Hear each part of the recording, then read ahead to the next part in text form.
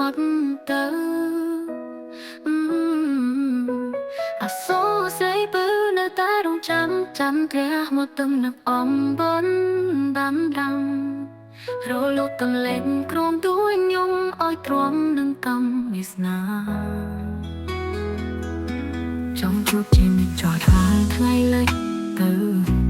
ចង់ជួបណាស់ពើលំលោកទៅលើនៅខែប្រាថ្នាខំថ្មែងទាំងទ្រូងដួងចិនខ្លោចសា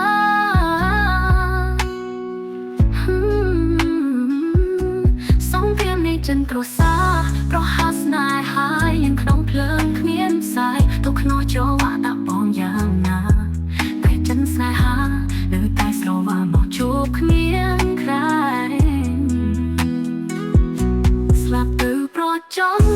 អត់ចំបាយមិនខ្លាចទេដើរលំបែងតែជាថ្មីជួបគ្នាណាពើ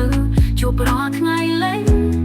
ភ្លេងដេកបានទុកតូចក៏យ៉ាងធ្លាប់ចៅកំសាន្តនាពេលយប់ឈើពើបងជាគ្រឹមរត់ឆោឥឡូវបងបាំងកាយបងនឹងពើផុតភ្នែកសុខត្រូវរំលែកសុខសាន្ត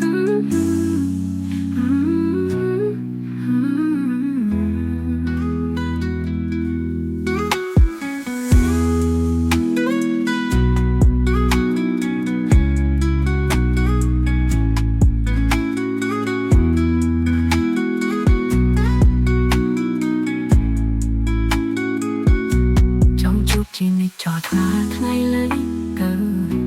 ចង់ជួបណាស់ពើលំលោកទៅលើនៅតែប្រាថ្នាខំថ្មែងទាំងទ្រូងដួងចិនខ្លោចសា